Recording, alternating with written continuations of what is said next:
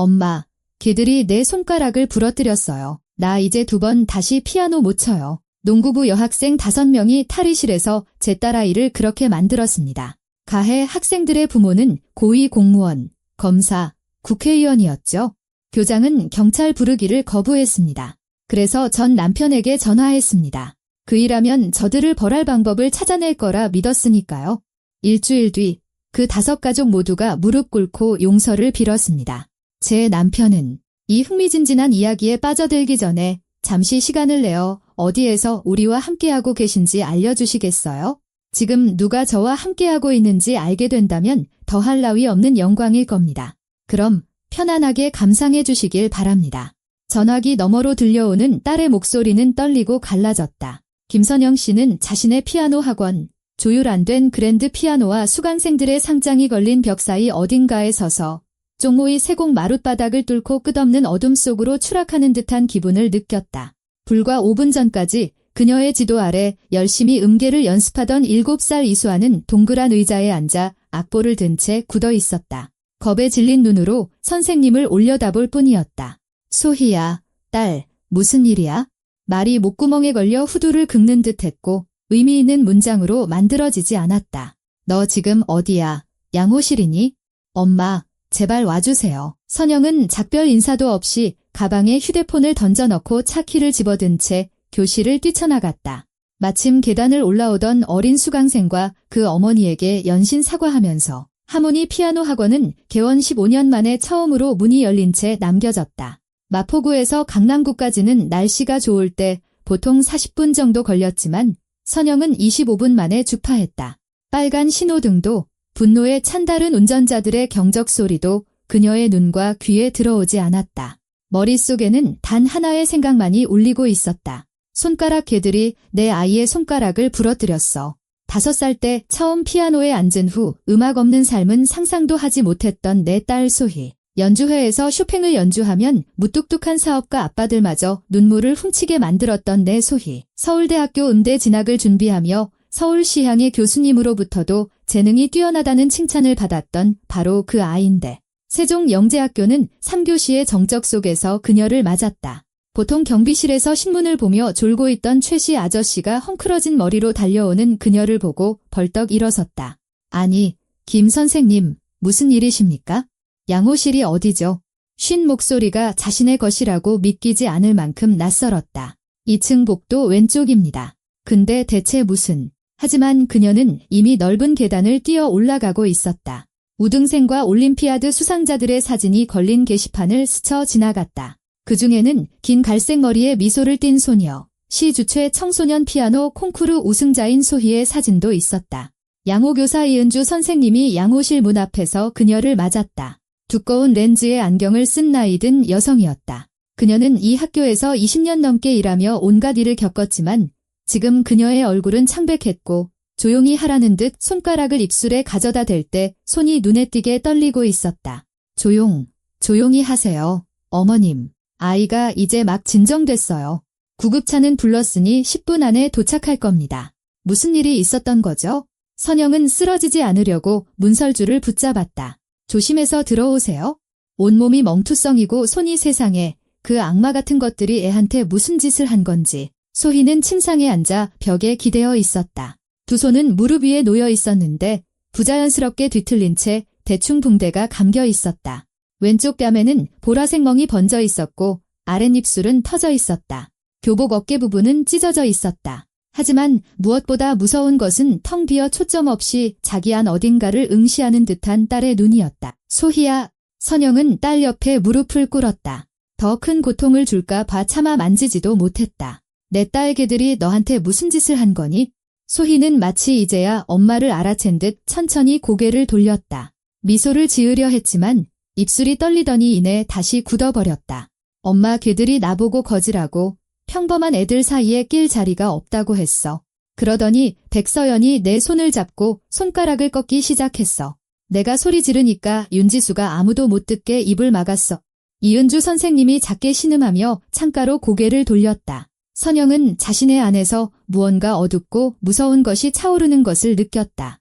분노를 넘어 감히 자신의 아이를 건드린 자들을 갈기갈기 찢어버리고 싶은 파괴적인 충동이었다. 누가 그랬어? 소희야, 이름 전부 말해봐. 농구부 애들 전부 다요. 최유진이 대장이었고 걔가 시켰어요. 강다미는 내가 못 빠져나가게 머리카락을 잡았고 호텔 짓는 그 사업가 딸 윤지수는 입을 막았어요. 그리고 손가락을 부러뜨린 건 백서연이에요. 오세아도 있었는데 걔는 문가에 서서 울면서 그만하라고 빌었어요. 하지만 애들은 듣지 않았어요. 오세아라면 교장 선생님 따님이잖아요. 양호 교사가 확인하듯 말했고 그 목소리에는 기묘한 체념이 섞여 있었다. 소희가 고개를 끄덕였다. 걔가 유일하게 말리려고 했지만 최유진이 다음 차례가 되고 싶지 않으면 닥치라고 했어요. 선영은 천천히 일어섰다. 머릿속에서 끔찍한 퍼즐이 맞춰지기 시작했다. 최유진, 학부모 총회에서 들어본 이름이었다. 비싼 모피를 걸친 오만한 여자, 부장검사의 아내였다. 강다미는 건설사를 소유한 그 국회의원의 딸 윤지수, 맞다. 윤지수 엄마는 운전기사가 딸린 벤틀리를 타고 총회에 왔었다. 백서연은 지역 경찰서장의 딸 지역신문에서 그의 사진을 본 적이 있었다. 교장 선생님께 가봐야겠어요. 선영이 결심했다. 경찰을 부르고 신고해야 해요. 어머님 양호 교사가 고개를 저었다. 그 몸짓에 담긴 깊은 씁쓸함에 선영은 걸음을 멈췄다. 그 아이들이 어떤 집안 자제들인지 아시잖아요. 그 부모들이 이 도시를 쥐고 흔들어요. 교장 선생님이 뭘 할 수 있을 거라 생각하세요? 자기 딸도 거기에 있었는데요. 교장실로 가는 복도는 끝없이 길게 느껴졌다. 선영은 걸음을 옮길 때마다 광이 나도록 닦인 바닥이 구두굽 아래서 삐걱이는 소리를, 교실문 너머로 들려오는 교사들의 희미한 목소리를 들었다. 마치 아무 일도 없었다는 듯 평범한 학교의 일상은 그대로 흘러가고 있었다. 오혜원 교장은 값비싼 마호가니 가구로 꾸며진 교장실에서 그녀를 맞았다. 교장의 등 뒤에는 대통령의 사진과 금태 액자에 담긴 상장들이 걸려 있었다. 그녀는 육중한 책상 뒤에 앉아 깍지를 낀 채 차가운 불쾌감을 드러내는 얼굴을 하고 있었다. 김선영 어머님, 이번 사건에 대해서는 이미 보고받았습니다. 아이들이 장난이 좀 과했더군요. 그 나이대에는 종종 있는 일입니다. 아시다시피 청소년들은 감정 조절이 서툴 때가 있으니까요. 장난이라고요. 선영의 목소리가 갈라졌다. 내 딸의 손가락을 부러뜨렸어요. 10개 전부요. 제 딸은 피아니스트예요. 이게 무슨 의미인지 아시겠어요? 소희가 좀 과장하는 경향이 있죠. 교장은 의자에 등을 기댔고 가죽이 그녀의 무게에 삐걱였다. 아마 단순한 탈골일 수도 있습니다. 아이들은 워낙 드라마틱하잖아요. 경찰을 불러달라고 요구합니다. 이건 폭행이에요. 김선영 어머님 뒤 교장의 목소리가 단호해졌다. 솔직하게 얘기합시다. 이번 사건의 가해자 중에는 제 딸도 포함되어 있습니다. 어머님의 신고가 우리 학교와 관련된 모든 가정의 평판에 어떤 의미인지 아시겠습니까? 소희의 미래를 생각하세요. 이 학교에 아직 2년이나 더 다녀야 합니다. 지금 저를 협박하시는 건가요?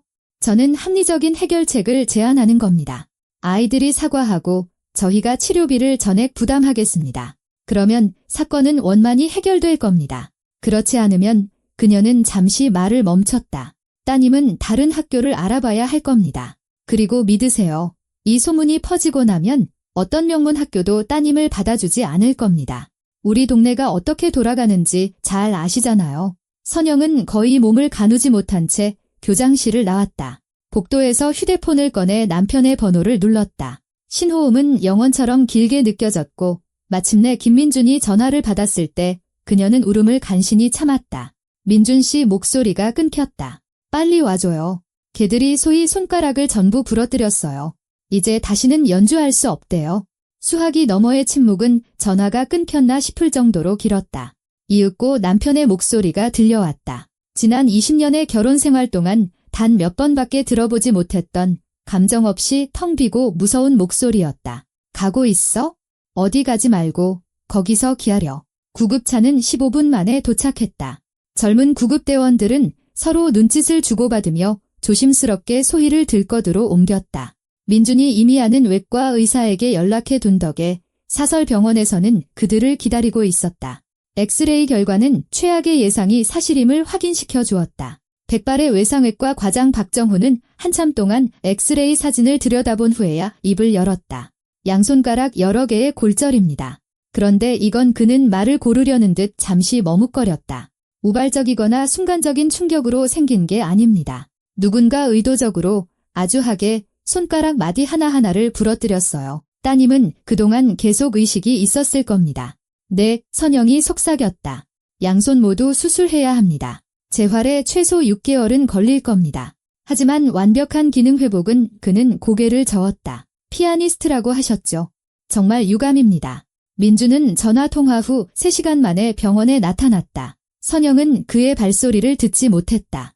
그는 그저 병실 문 앞에 호련히 서 있었다. 희끗희끗한 관자놀이, 눈가의 주름, 평범한 재킷 아래의 다부진 어깨, 평범한 중년 남성이었다.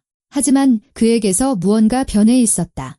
익숙한 모습 너머로 무서운 기운이 배어나왔다. 그는 진통제를 맞고 잠든 소희가 누워있는 침대로 다가갔다. 한참 동안 딸의 붕대 감긴 손을 바라보더니 아내를 향해 돌아섰다.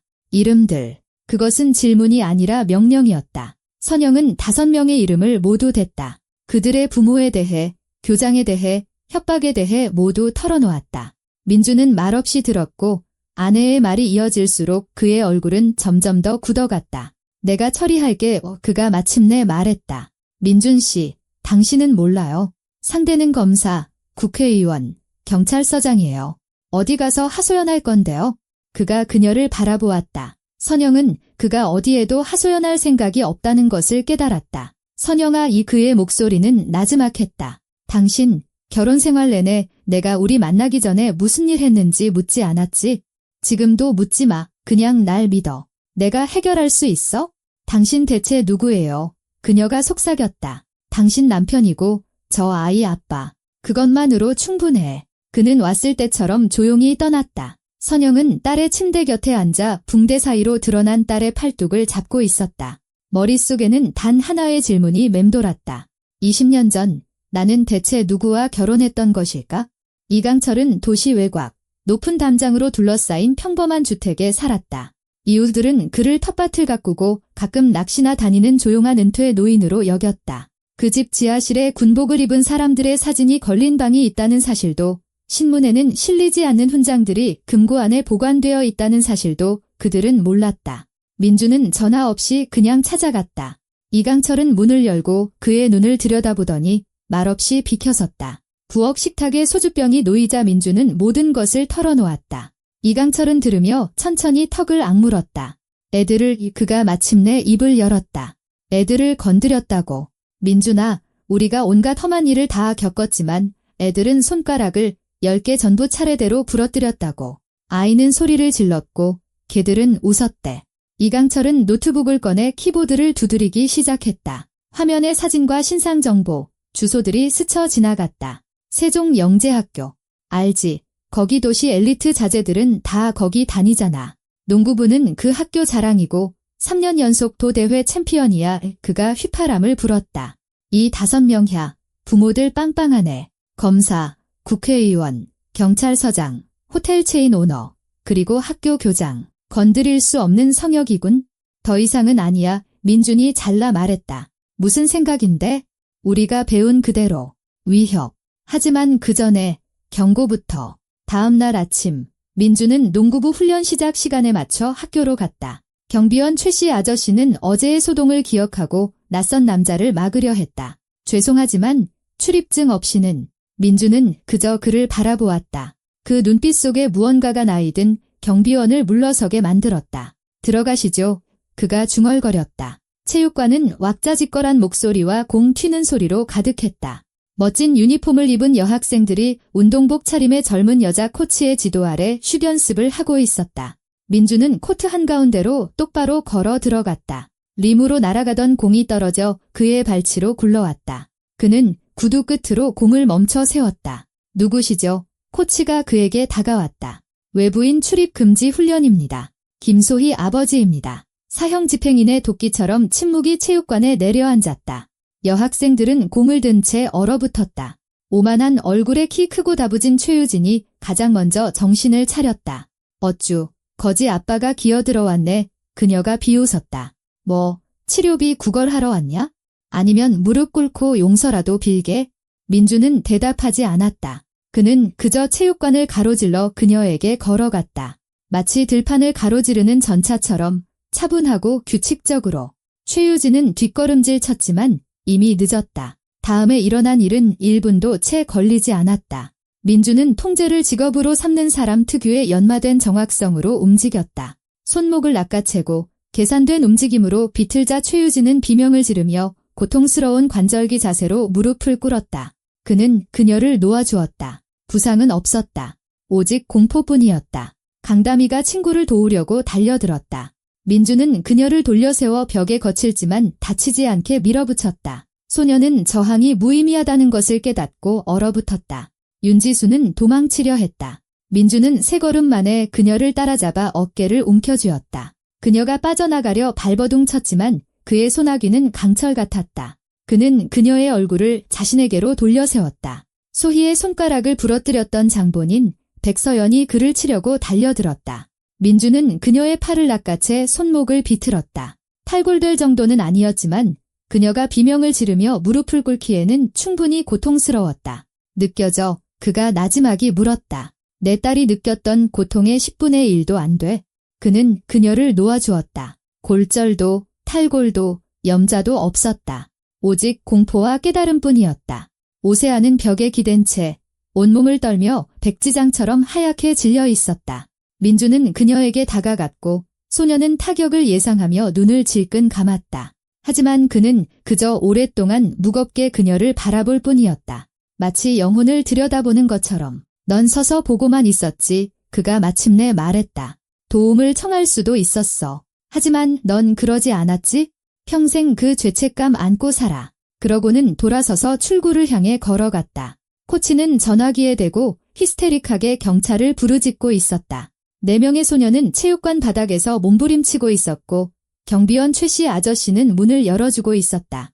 그는 사위의 앨범 속 낡은 사진에서 민준을 알아봤다. 사위도 같은 부대에서 복무했었다. 민준이 지나갈 때 최씨 아저씨가 나지막이 말했다. 건투를 빕니다. 중령님, 사위 놈한테 얘기 많이 들었습니다.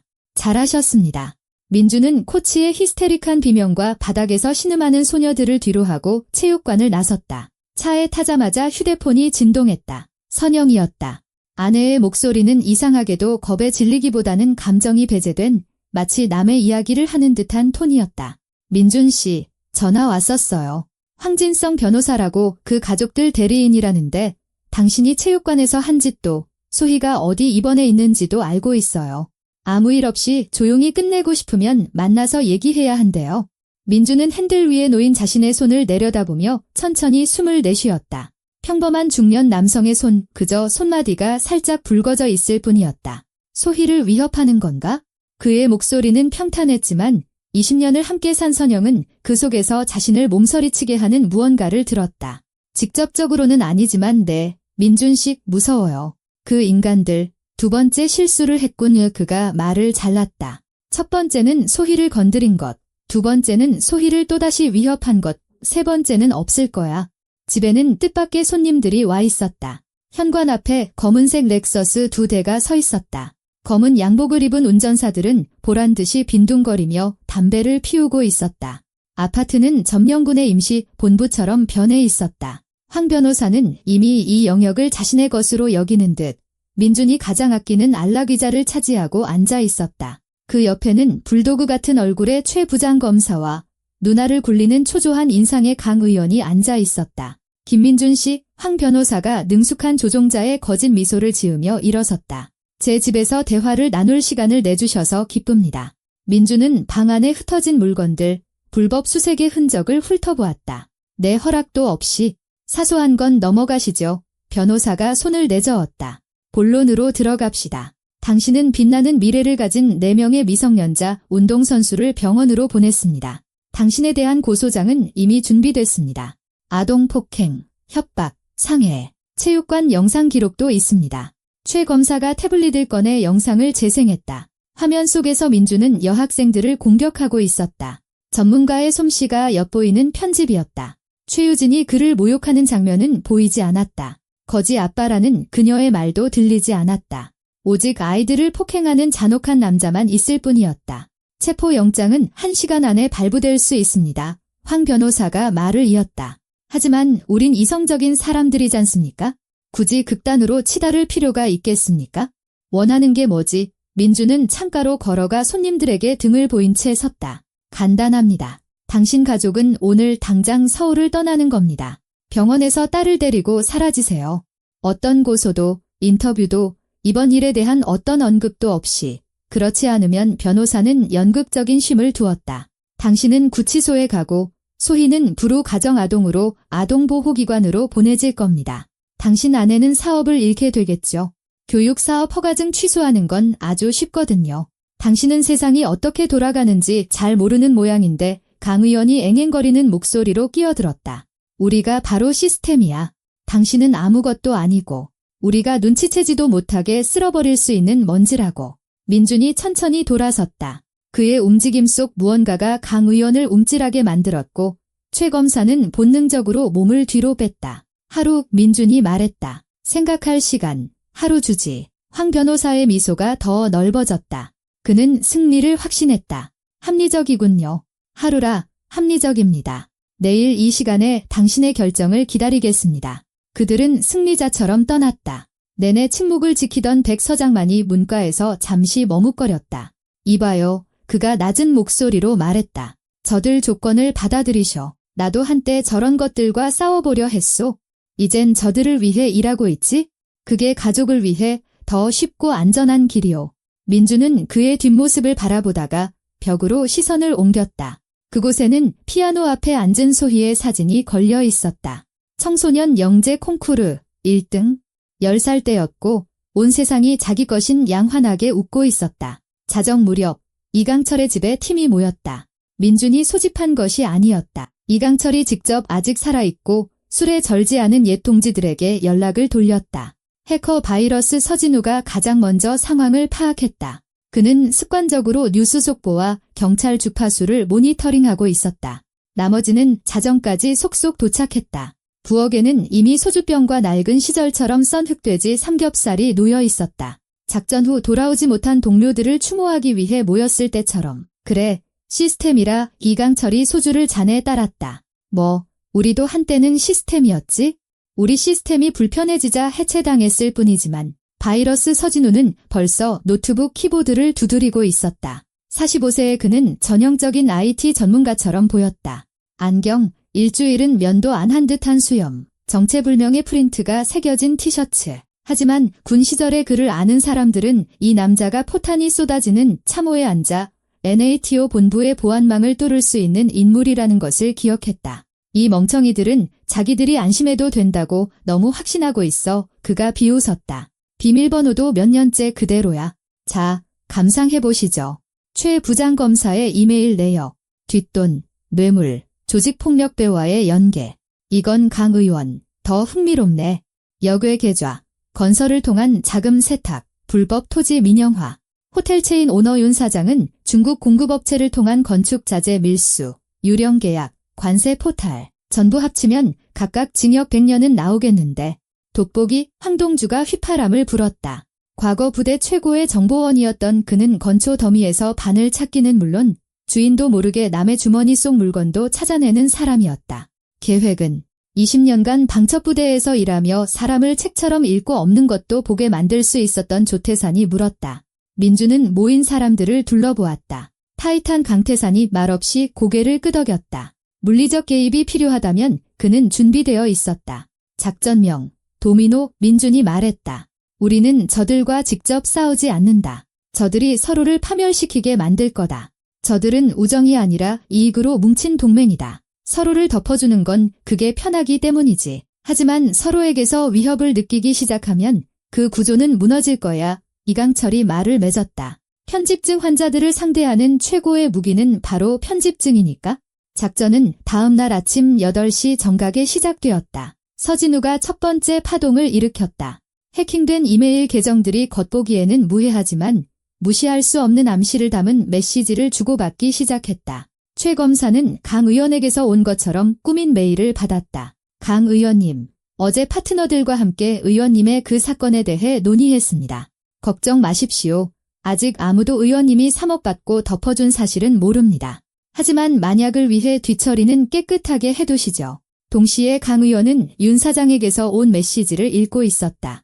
이봐, 최 검사가 자네 호텔에 대해 뭔가 캐고 다니는 것 같아. 내 사람들에게 2019년 소방점검에 대해 묻고 다녔다더군. 조심해. 한편 황동주는 택배기사로 위장해 윤 사장의 사무실에 잠입. 백 서장의 비서 지문이 묻은 전문가용 도청 장치를 설치하고 나왔다. 백 서장이 1년 전 뇌물로 꽂아준 바로 그 비서였다. 애들이 따로 없군. 정말 얘 해킹한 CCTV로 윤 사장이 도청 장치를 발견하는 모습을 지켜보던 조태산이 고개를 저었다. 이제부터 본격적으로 편집증이 시작되겠지? 오전 10시가 되자 첫 번째 씨앗이 싹을 틔웠다. 백 서장은 지역 조폭 두목인 광 회장과 만나는 사진이 담긴 익명의 메시지를 받았다. 사진은 1년 전 그가 비대 쪼들려 상환 연기를 부탁하러 갔을 때 찍힌 진짜였다. 채무 2억 3천만 원이라는 글자가 사진 한쪽에 깔끔하게 적혀 있었다. 오 교장은 그 시각 황 변호사가 아이들 변호를 위해 모은 돈을 유령 회사를 통해 홍콩으로 빼돌리는 방법에 대한 유출 문서를 읽고 있었다. 2차 파동 정오에 민준이 명령했다. 이제 각자는 다른 사람에 대한 상세한 약점과 함께 배신했다는 증거까지 받았다. 최 검사는 강 의원실 내부 통신 기록을 읽었다. 거기에는 강 의원이 면책을 대가로 최 검사를 연방수사관에게 넘기자는 제안이 담겨 있었다. 동시에 강 의원은 자신이 뇌물 사건의 주범으로 지목된 검찰의 작전 계획을 보고 있었다. 백 서장은 가장 끔찍한 것을 받았다. 위조되었지만 아주 정교한 최 검사와 왕 회장의 만남 사진이었다. 사진 속에서 최 검사는 조폭 두목에게 서류와 함께 백 서장 자신의 사진을 건네고 있었다. 의미는 명확했다. 그는 팔아넘겨졌다. 이건 좀 심한데 이강철이 말했다. 15살 소녀의 손가락을 부러뜨린 놈들이야. 민준이 잘라 말했다. 그들의 잔인함은 어디 있었지? 저녁이 되자 폭탄은 터졌다. 최 검사는 강 의원을 서울 중심가의 롯데호텔 레스토랑으로 불러냈다. 중립지대, 공개된 장소. 관계를 해명하려 시작된 만남은 10분 만에 레스토랑 전체를 뒤흔드는 스캔들로 번졌다. 내 놈이 무슨 수작 부리는지 내가 모를 줄 알아. 최 검사가 침을 튀기며 고함쳤다. 날 팔아넘기려 해. 이 배신자 새끼가. 내 놈이야말로 배신자지. 강 의원이 빽빽 소리쳤다. 내 회사 정보를 그쪽에 흘리는 게 바로 너잖아. 웨이터들은 휴대폰으로 촬영했고 손님들은 얼어붙었다. 도시 권력의 두 기둥이 온갖 상스러운 말을 쏟아내며 서로에게 진흙탕을 퍼붓고 있었다. 그 시각 윤 사장은 패닉에 빠져 해외 계좌로 돈을 옮기고 있었다. 발견된 도청 장치는 내부의 누군가가 자신을 함정에 빠뜨리려 한다는 확신을 주었다. 그는 아는 국정원 고위 간부에게 전화해 대놓고 거래를 제안했다. 보호와 안전 보장을 대가로 그룹 전체의 정보를 넘기겠다고. 백 서장은 자신의 사무실에 앉아 사진들을 멍하니 바라보고 있었다. 왕 회장은 빚을 떼먹는 사람을 용서하지 않았다. 특히 짐이 되는 자는 더더욱. 만약 최 검사가 왕 회장과 손잡고 자신을 제거하기로 했다면 그는 떨리는 손으로 사직서를 썼다. 죽어서 남느니 살아서 떠나는 게 나았다. 오 교장은 가장 먼저 무너졌다. 저녁 8시 그녀는 시교육청장의 사무실에 앉아 모든 것을 털어놓고 있었다. 학교 내 폭력 사건의 조직적인 은폐, 학부모로부터의 금품 수수, 후원자 자녀들을 위한 성적 조작. 그녀는 자신만이라도 살아남기 위해 모든 것을 다른 사람 탓으로 돌렸다. 최 검사와 강 의원이 시켰어요. 잠자코 있지 않으면 해고하겠다고 협박했어요. 저에겐 딸이 있잖아요. 어쩔 수 없었어요. 그녀의 자백은 기폭제가 되었다. 저녁 10시가 되자 그룹 전체는 만인에 대한 만인의 투쟁 상태에 돌입했다. 황 변호사는 의뢰인들 사이를 오가며 불을 끄려 했지만 이미 늦었다. 너무 많은 오물이 밖으로 쏟아졌고 너무 많은 다리가 불타버렸다. 자정, 민준이 그에게 전화를 걸었다. 황 변호사님, 잘 지내십니까? 당신이 무슨 짓을 한 거야? 변호사의 목소리는 분노와 공포로 떨렸다. 저는 아무것도. 당신 의뢰인들이 스스로 서로를 파멸시키기로 결정한 거죠. 저는 그저 조건을 만들어줬을 뿐입니다. 이런 게 내가 당신을 끝장내겠어.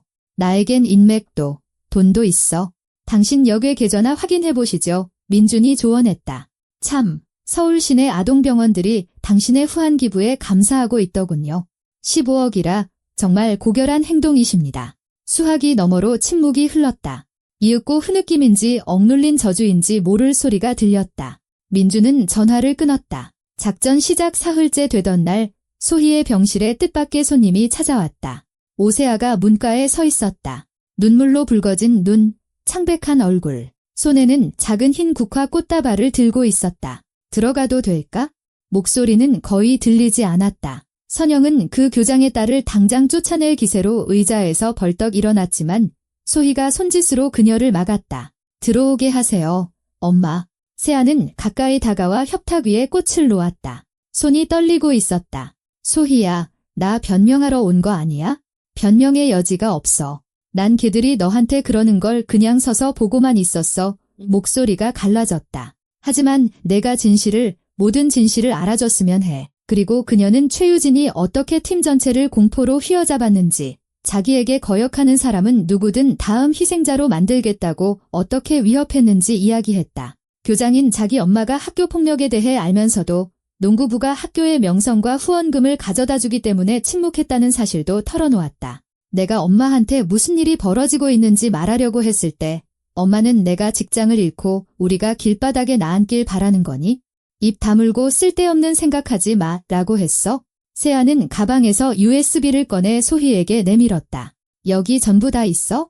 지난 1년간의 팀단체 채팅 기록, 왕따 계획, 다른 피해자들 사진. 내가 처음이 아니었어. 소희야. 너한테 한 짓을 자랑하는 최유진의 음성 메시지도 있어. 언젠가 용기를 낼 수 있을 때를 대비해서 전부 저장해뒀어. 너무 늦게 용기를 내서 미안해. 선영은 USB를 받아들고 손안에서 굴려보았다. 위조되지도 조작되지도 않은 진짜 반박 불가한 증거였다. 왜 지금이야? 그녀가 물었다. 왜 더 일찍이 아니고? 어제 엄마가 모든 걸 자백하는 걸 봤어요. 엄마는 울면서 자기가 강요당했고 자기도 피해자라고 말했어요. 그때 깨달았어요. 엄마는 살아남기 위해서라면 누구든 팔아넘길 사람이란 걸 필요하다면 나조차도요. 그리고 생각했어요. 만약 내가 침묵하면 나도 엄마의 복제품처럼 똑같은 사람이 될 거라고. 이젠 싫어요? 더는 그렇게 살고 싶지 않아. 소희는 오랫동안 소녀를 바라보다가 고개를 끄덕였다. 고마워. 그렇다고 내가 서서 보고만 있었다는 사실이 사라지는 건 아니야? 하지만 이건 시작이야. 그날 저녁, 소희는 부모님에게 병실에 남아달라고 부탁했다. 그녀는 TV 뉴스를 통해 체포, 스캔들, 무너진 평판에 대해 보았다. 그녀는 바보가 아니었다. 이 모든 배후에 아버지가 있다는 것을 짐작하고 있었다. 소희는 한참 동안 붕대 감긴 자신의 손을 내려다보며 침묵하다가 마침내 떨리는 목소리로 말했다. 아빠, 내가 지금 하려는 말이 옳은 건지 모르겠어요. 내 마음 한편에서는 걔들이 고통받았으면 좋겠어요. 나만큼 아팠으면 좋겠다고요. 그녀는 침을 삼켰다. 하지만 다른 한편으로는 아빠, 이제 그만했으면 좋겠어요. 민주는 얼어붙었다. 선영은 자신의 귀를 의심했다. 소희야, 걔들은 내 손가락을 부러뜨렸어. 넌 다시는 예전처럼 연주할 수 없게 됐다고. 알아요, 엄마. 알아요. 매일 밤 잠에서 깨서 그 순간을 기억해요. 목소리가 떨렸지만 그녀는 말을 이었다. 하지만 저는 아빠 엄마가 걔들처럼 똑같이 되는 건 원하지 않아요. 저 때문에 다른 사람의 인생을 망가뜨리는 걸 원치 않아요. 설령 그게 걔들의 인생이라도요. 이해해요. 만약 내가 증오에 지게 내버려 둔다면 걔들이 이기는 거예요. 걔들이 날 자기들과 똑같이 만드는 거라고요. 그놈들은 벌받아 마땅해. 민준이 무뚝뚝하게 말했다. 아마도요. 하지만 보세요. 걔들은 이미 벌을 받고 있어요. 부모들은 모든 걸 잃어가고 재판을 기다리고 있죠. 그걸로 충분해요. 제발요, 아빠. 복수가 내 이야기가 되는 건 싫어요. 제 이야기는 내가 살아남았고 더 강해졌다는 것이었으면 좋겠어요. 민주는 붕대 감긴 손을 한 채 자신을 고문한 이들을 위해 자비를 구하는 연약한 15살 딸을 바라보았다. 딸의 눈에는 그가 예상치 못했던 강인함이 깃들어 있었다. 그는 말없이 병실을 나섰다. 선영이 뒤따랐다. 저 아이가 오라, 그가 복도에서 말했다. 그리고 우리 모두보다 강해. 도미노 작전은 그날 밤 중단되었지만 그 여파는 돌이킬 수 없었다. 시스템은 이미 스스로를 파괴하고 있었다. 그 후 일주일 동안 그들이 하나둘씩 찾아왔다. 가장 먼저 온 것은 강다미와 그녀의 어머니였다. 국회의원이었던 아버지는 부패 혐의로 구속되었고 가족은 수사를 받고 있었다. 용서해주세요. 어머니는 울부짖었고 다미는 그 등 뒤에 숨어 있었다. 저희는 몰랐어요. 다미 말로는 유진이가 시켰다고, 협박했다고. 됐습니다. 소희가 지친 목소리로 말했다. 그냥 가세요. 다음은 윤지수가 왔다. 그녀의 아버지는 중국 밀수업자들과의 연계 정보 유출로 파트너들이 계약을 파기하면서 사업의 절반을 잃었다. 지수는 치료비라며 두툼한 돈 봉투를 내밀었다. 그리고 유진이에 대해 불리한 증언을 할게요. 전부 다 말할 거예요. 그녀가 중얼거렸다. 백서연은 혼자 왔다. 전 경찰서장이었던 그녀의 아버지는 사흘 전 자신의 아파트에서 시신으로 발견되었다. 공식적인 사인은 심장마비였지만 모두가 알고 있었다. 왕 회장은 빚을 떼먹는 자, 특히 시끄러운 스캔들 이후 짐이 된 자를 용서하지 않았다. 서연은 울지 않았다. 그녀는 침대 옆 의자에 앉아 자신의 손, 소희의 손가락을 부러뜨렸던 바로 그 손을 내려다보았다. 내가 무슨 짓을 했는지 알고 있었어. 그녀가 나지막이 말했다. 난 그게 좋았어. 힘을 느끼는 게 좋았다고. 용서받을 수 없겠지만 이것만은 알아줬으면 해. 난 매일, 매 순간, 죽을 때까지 이 일을 기억할 거야. 그녀는 대답을 기다리지 않고 일어나 떠났다. 최유진은 오지 않았다. 전 부장검사였던 그녀의 아버지는 구치소에 수감되었다. 어머니는 딸을 데리고 도시를 떠났다고 했다. 친척이 있는 서울로 갔다는 소문이 돌았다. 하지만 소희는 서울의 잿빛 하늘을 바라보며 유진과의 이야기는 아직 끝나지 않았음을 직감했다. 뉘우친 이들의 방문이 있은 지 일주일 후 선영이 가장 예상치 못했던 인물이 병실에 들어섰다. 황진성 변호사였다. 한때 그녀의 한 달 월급과 맞먹는 가격이었을 구겨진 양복을 입은 그는 과거의 자신에게서 남은 창백한 그림자 같았다. 들어가도 되겠습니까? 그의 목소리는 쉬어 있었고 자신감이 없었다. 민준이 의자에서 일어섰지만 소희가 손짓으로 그를 막았다. 들어오게 하세요, 아빠. 황 변호사는 창가로 걸어가 회복 중인 환자들이 산책하는 병원들을 잠시 내려다보았다. 나는 모든 것을 잃었습니다. 그가 마침내 말했다. 회사는 파산했고 변호사 자격은 박탈될 겁니다. 아내는 이혼 소송을 걸고 아이들을 데려갔습니다. 계좌는 동결됐죠. 일주일 만에 왕에서 거지가 됐습니다. 여긴 왜 오셨죠? 민준이 물었다. 이해하고 싶어서. 20년간 나는 정상에 있었고 운명을 결정했소. 그런데 갑자기 어떻게 이런 짓을 한 겁니까? 당신은 평범한 경호원, 보안 컨설턴트일 뿐인데. 민준이 비웃었다. 내가 당신들을 파괴한 게 아니오. 당신들은 거짓과 공포 위에 세워졌지.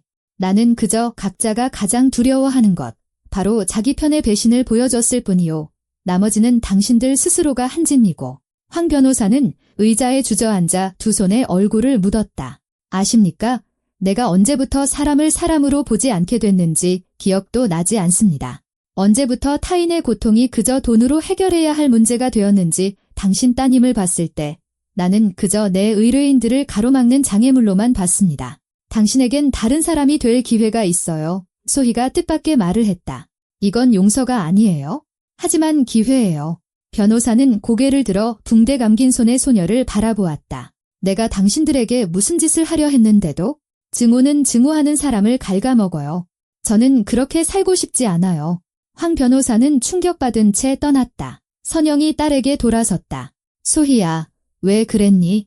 저 사람은 우리를 협박하고 파멸시키려 했잖아. 엄마, 나에게 상처 준 모든 사람을 미워한다면 다른 어떤 것을 할 힘도 남아있지 않을 거예요. 그리고 나에겐 재활을 위한, 삶을 위한 힘이 필요해요. 수술은 4시간 동안 계속되었다. 양손에 티타늄 판을 삽입하고 신경 말단을 미세 수술하는 도시 최고의 전문가들이 동원된 정교한 작업이었다. 선영과 민주는 수술실 앞을 떠나지 않고 분초를 세웠다. 박정훈 과장은 지친 기색이었지만 조심스러운 낙관론을 내비쳤다. 수술은 성공적으로 끝났습니다. 하지만 완벽한 기능 회복은 어려울 수 있다는 점을 이해하셔야 합니다. 일상생활에서 손을 사용하는 데는 문제가 없겠지만 피아노 연주는 그건 장담하기 어렵습니다.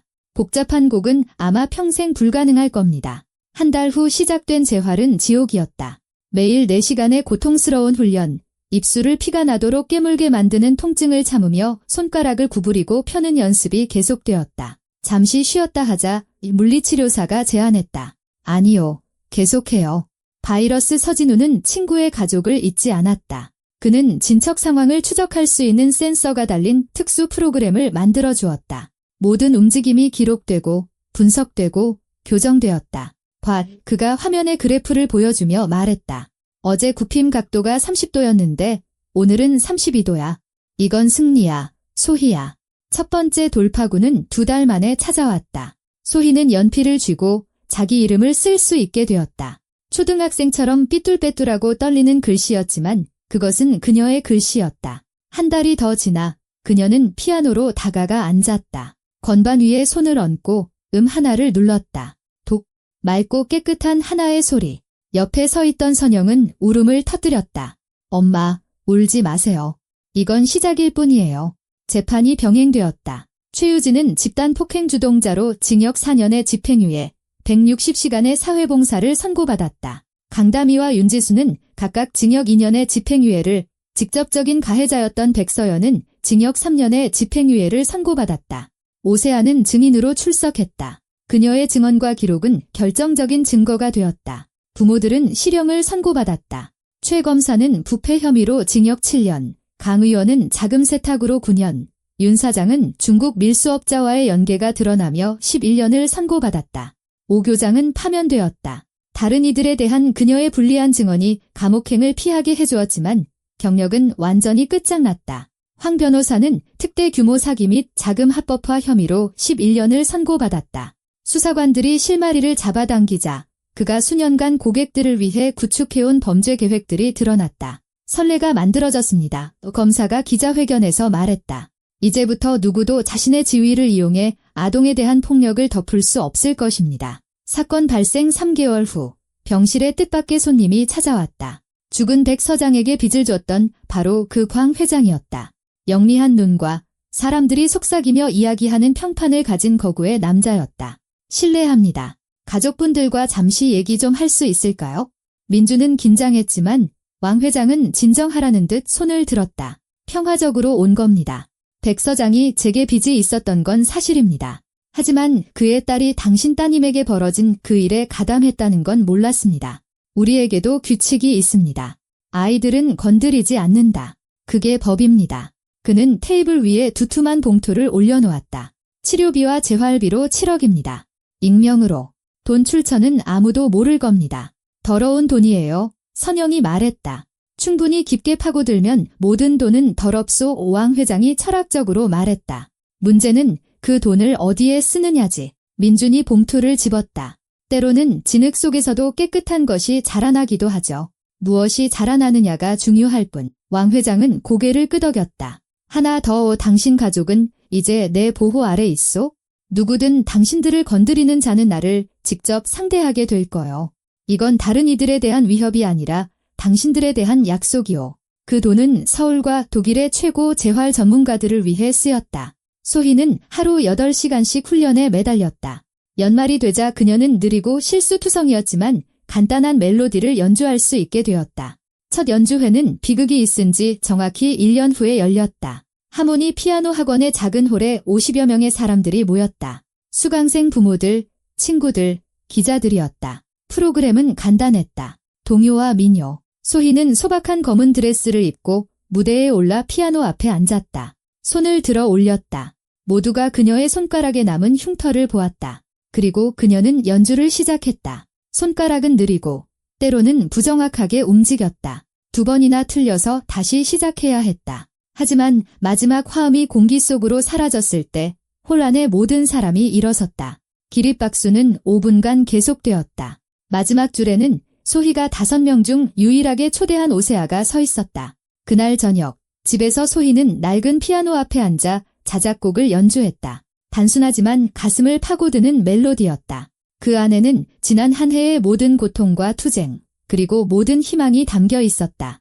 곡 제목은 뭐라고 할 거니? 선영이 물었다. 부러진 손가락의 노래요. 선영은 들으며 눈물을 흘렸다.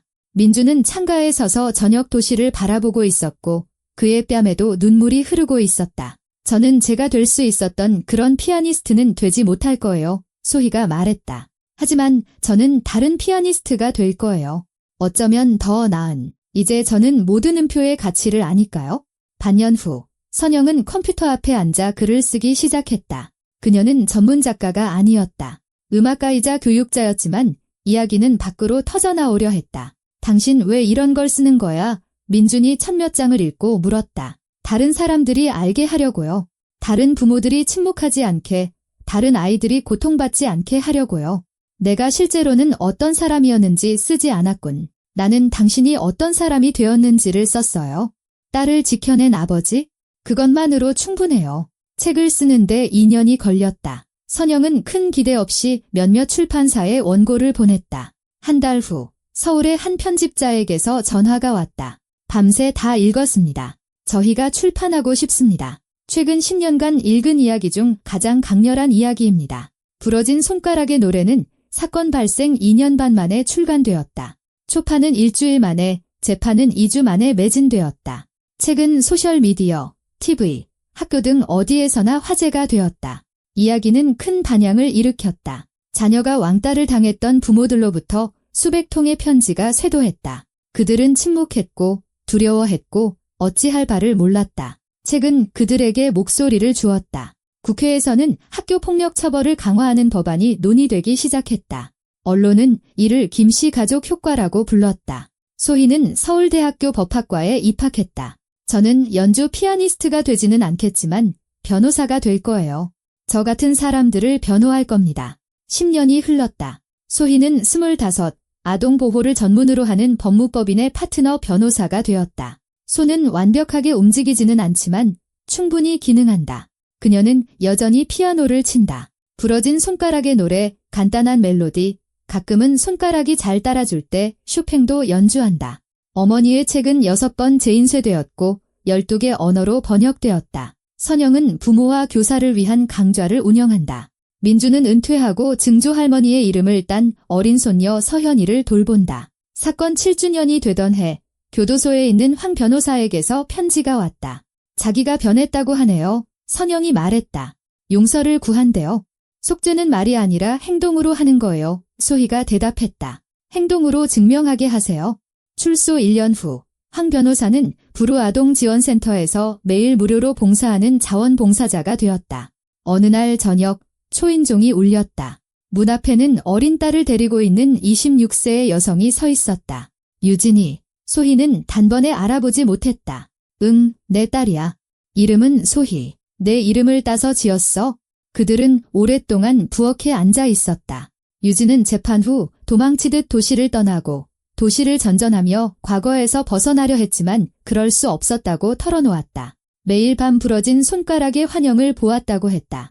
딸이 태어났을 때 깨달았어. 살아갈 수 있는 유일한 방법은 내가 한 짓을 인정하고 속죄하려 노력하는 것뿐이라고. 용서를 구하는 게 아니야? 하지만 내 딸은 나랑 다른 사람으로 자랐으면 좋겠어. 속죄는 단거리 경주가 아니라 마라톤이야. 넌 10년째 달리고 있는 거고 이건 시작일 뿐이야. 또 와 이 딸 데리고. 일요일 저녁 부모님 아파트에 온 가족이 모였다. 소희가 남편과 딸과 함께 왔다. 선영은 저녁을 준비했고 민주는 손녀에게 장기 두는 법을 가르치고 있었다. 저녁 식사 후 어린 서연이가 피아노로 다가가 건반 하나를 눌렀다. 하나의 소리, 그리고 까르르 웃었다. 소희는 아이 옆에 앉아 부러진 손가락의 노래를 연주하기 시작했다. 멜로디는 다르게 들렸다. 여전히 슬픔이 묻어났지만 이제는 희망과 기쁨, 그리고 사랑이 더해져 있었다. 우리가 이겼어요. 선영이 속삭였다. 아니, 이민준이 대답했다. 우리는 살아남았어. 그건 어떤 승리보다 더 중요한 거야. 창밖으로 서울의 하늘 위로 해가 지고 있었다. 아파트에는 음악이 울려 퍼졌다. 단순하고 불완전하지만 진실된 음악이었다. 김씨 가족의 이야기는 끝나지 않았다. 그 이야기는 모든 음표 속에서, 책의 모든 페이지 속에서, 구조된 모든 아이 속에서, 그리고 언젠가 이 이야기를 듣고 자신의 가족이 지옥을 통과해 더 강해졌다는 것을 이해하게 될 어린 서현이 안에서 계속되고 있었다.